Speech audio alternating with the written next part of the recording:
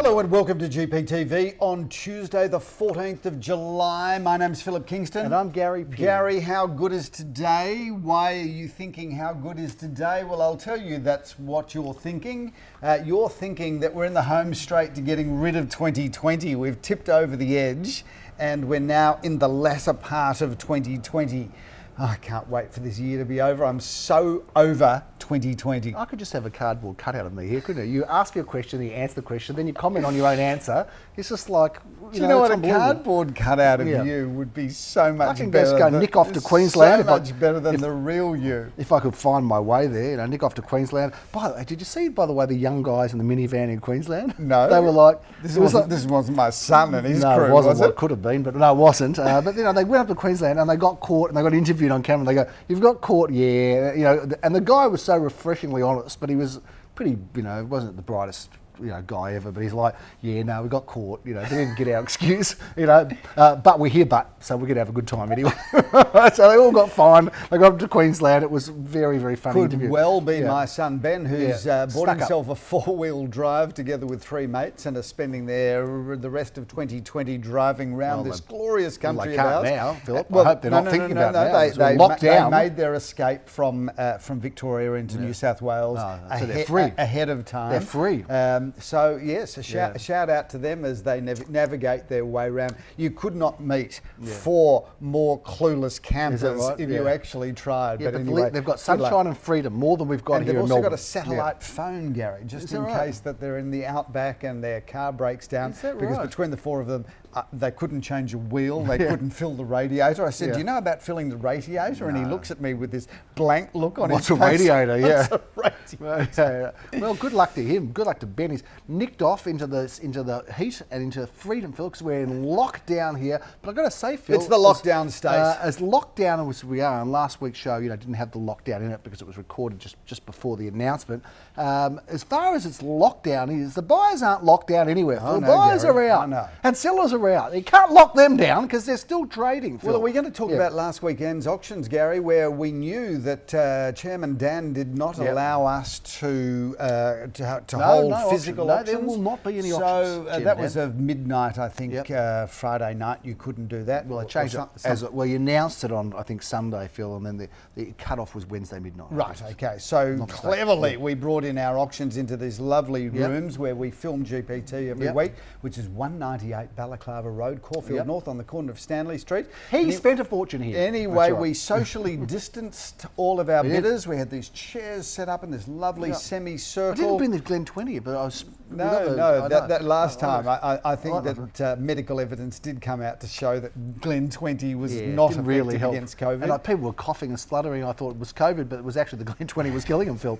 Sometimes the cure is worse than the disease. Anyway, we had 5 auctions here on Wednesday evening, viewers. We kicked it off at 6 o'clock and went through to just after 8 o'clock. And we had a wonderful turnout, Gary. We had a lovely turnout of bidders, and we sold 4 out of 5 competitively. It would have been good to cater with food. We had drinks. We did have our coffee crew here serving. In fact, one gentleman asked for a beer, of which we did supply him. And then I thought to myself, I wonder if he wanted to get out of the contract if he was a buyer. Would say that Gary Peer and Associates influenced him with alcohol to buy it.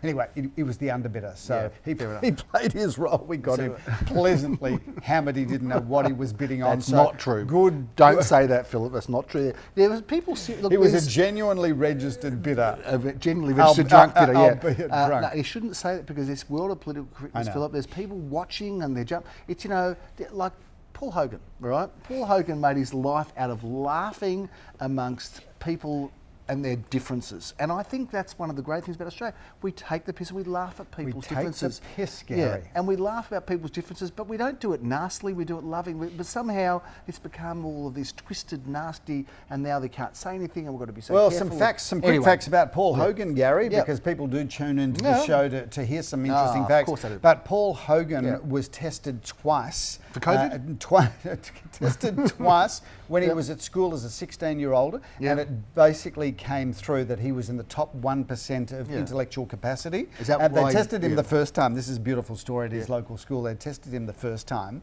because he was a rat bag at school, apparently. Sure. They tested him the first time and it came up with this ridiculously high IQ score. Yeah. So what did they do, of course? They tested him a second time because they figured that the results must have been wrong. Yeah. And another piece of trivia... And then, by the way, then they stuck him on the bridge to paint it, did they? You're smart enough to paint a bridge. Another piece of trivia about Paul Hogan is that when they filmed the early shows of the Paul Hogan show, he shared the studio with Julius Sumner Miller. Yes. And the two of them... Why is it so? They had this lifelong connection because, funnily enough, this genius, Paul Hogan, his interest, what's his hobby? Quantum physics. Yeah. Who would have thought? You know what? It's like us at school, like we were rat bags. Yep, we were. And that's about it. That's rat bags with very low IQ. Yeah, so we were almost like him. We had the rat bag part right, just not the intelligence part right, Phil. But okay, anyway, well, let's talk about... We talked about the auctions, you talked about the rooms, and of course the first auction which exploded at 6 o'clock, which was a property in Beech Street, Philip. The reserve was $1,200,000 at the bottom of our range of 1-2 to 1-3.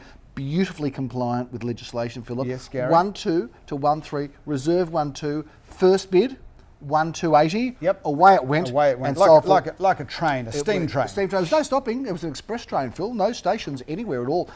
Sold for $1,480,000 under intense competition. So we had 16 registered bidders. 16 registered bidders. Although I don't think all 16 showed up. No, they didn't all show up. Actually, I think they may have, Phil, because we checked them off as they came in. There was 20 and 16 did show up, Philip. Okay. And we had to ask them to come as single people, not because we were doing anything, like it wasn't going to be a swingers party or anything, but a single people because... It wasn't one of those auctions where you throw your keys into the centre of the... You're going home with him and her. But no, it wasn't one of those auctions, Phil, but we had to do it because we didn't want to breach the rule of 20, of course. Yes, Gary, anyway, yes. Keep with your politically correct. We can with legislation. We did, Phil. All of that sort of thing. We had plenty of this beautiful hand sanitizer. With our own label on it. Anyway, Phil, that was a very interesting one. And people like the house, and they also... So if you don't know what's hot, Phil, land is still hot. Phil. Absolutely. Caulfield, land is your blank canvas. It's interesting because you and I have worked through a number of property downturns. Yeah, the thing that always seems to stay strong is land, because there's always a buyer, there's always a builder, a developer, an investor, a homeowner. So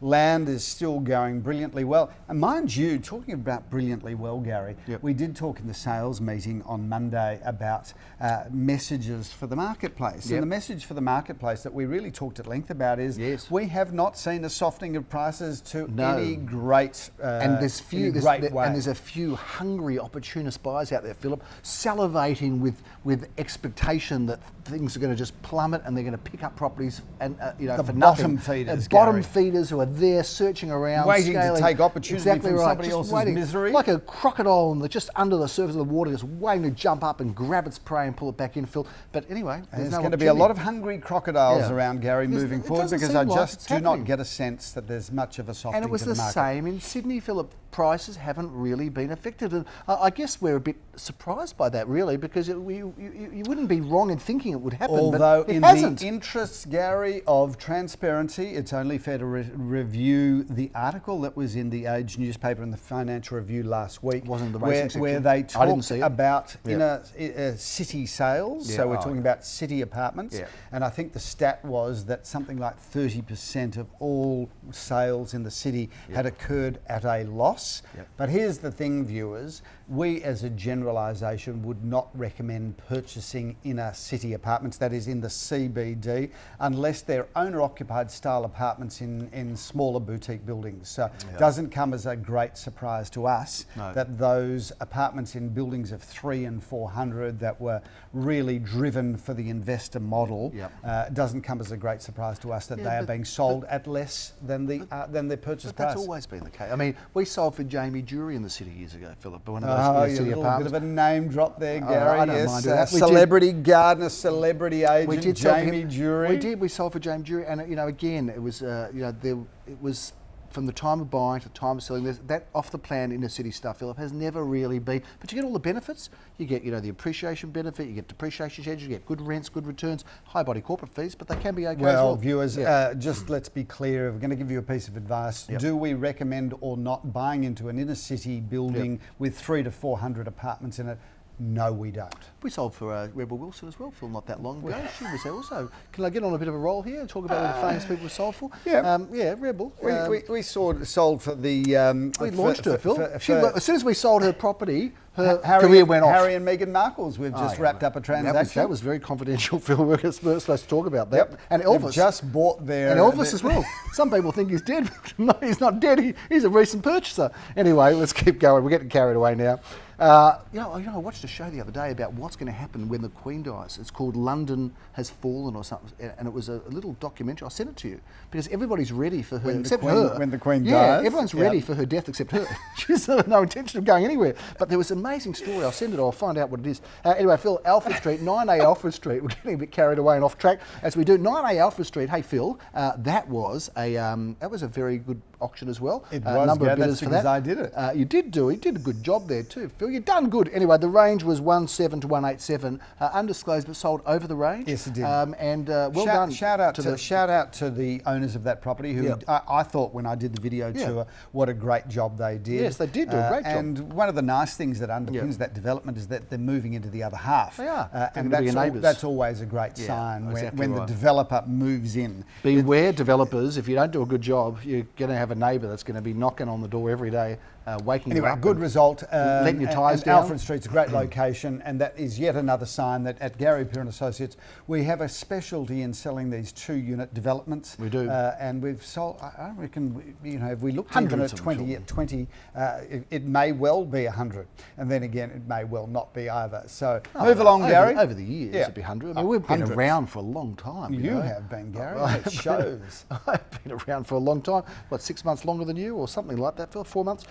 52 Clinton Street, Brighton East, Phillip, also sold. Another 2-story town residence. Another one. We'll just keep rolling sold them out. for a lovely couple to another lovely couple. Yes. So good result it's there. It's a lovely couple property, that one, Phil. Clinton Street in East Brighton, that little pocket of East Brighton where we seem to have a really strong market share, and no surprise as to why buyers want to live there because it's beautifully serviced by schools, shops, public transport, Gary. No sale too big, no sale too small, Phil. We even sold a little 1-bedroom apartment, nice one, in the Avenue in Windsor, Phillip, and that was sold beyond its range, which was $390 to $420. Anyway, that's what's going on in the sales, Phil. There's been a few others made as well, but we haven't got time to sit here and talk. We haven't got all day, you know.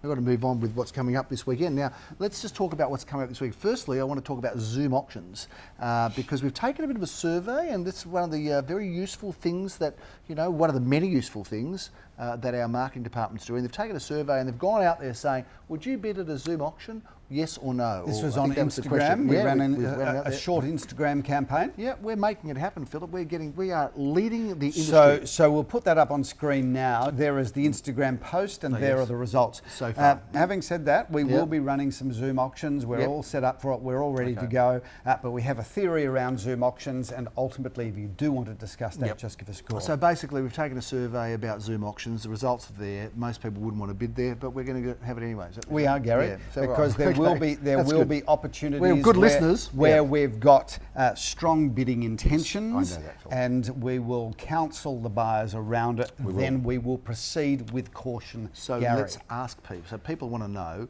how can you have an auction for this weekend? You can't do it on site. And you, Mr. Kingston, over there have just said, well, we're not going to do a Zoom auction necessarily. So what are the options? So the options around what's going on? The options are, Gary, is that we negotiate as we are skilled negotiators with the buyers prior to the auction, or even on the day, where we will go backwards and forwards between buyers. With the right social distancing, Phillip. Documenting offers, going backwards and forwards. It's good old-fashioned real estate, forwards Gary, and back. of which we've always done, even through the boom markets and when auctions were flying. We've always had the ability to sell prior to auction through negotiation and going backwards. We and never forwards. Sleep, do we, Phil? Some of our deals get done at midnight and 1 a.m. and all sorts of funny times. So amidst all the confusion of discussion, Philip, about Zoom auction, having auction, not having auction, we have these probably scheduled. They will go to Zoom auction if not sold before, or if not negotiated on the spot.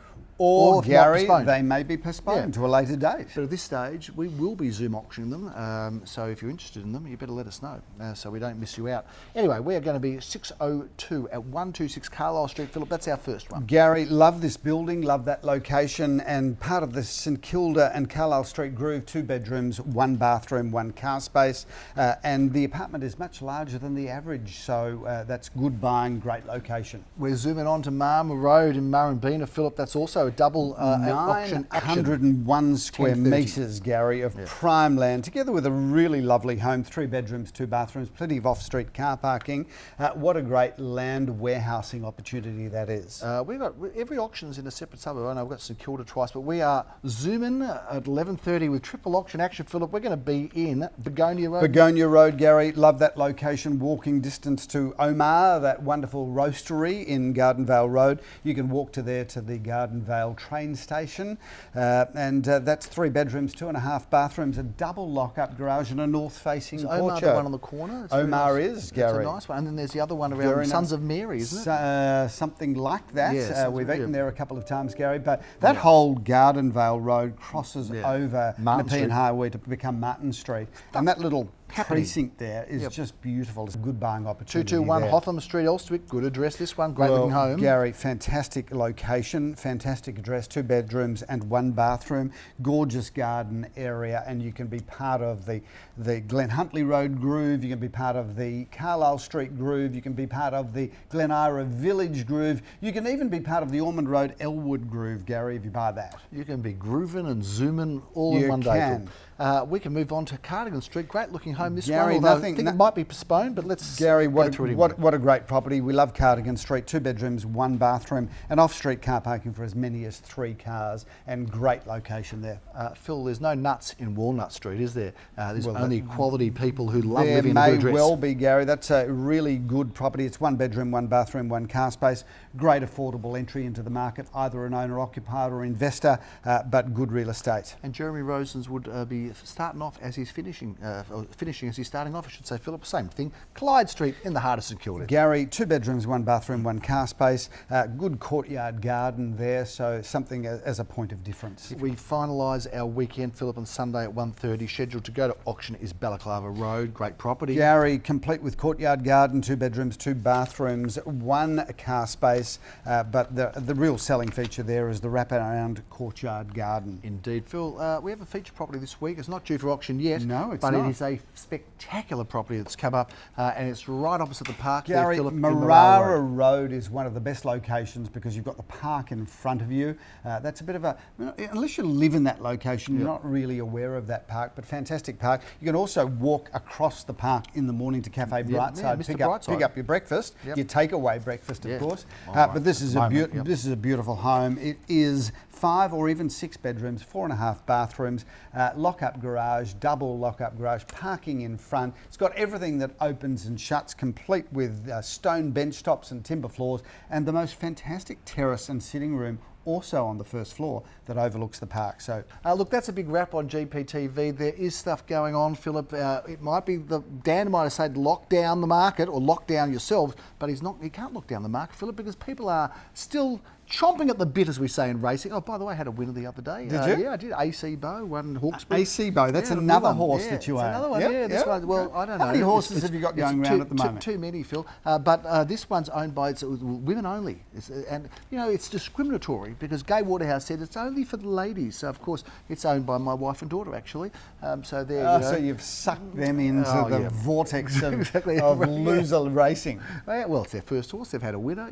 AC Bow. Anyway, Phil, Order of Cabal will be back, and Order of Fury's coming out soon. But that's another story. We will continue to bring you real estate news, and there's no lockdown GPTV. We're still up and running and bringing you all of the information of the real estate market. I'm Gary Peer. I'm Phillip Kingston. Have a fantastic week.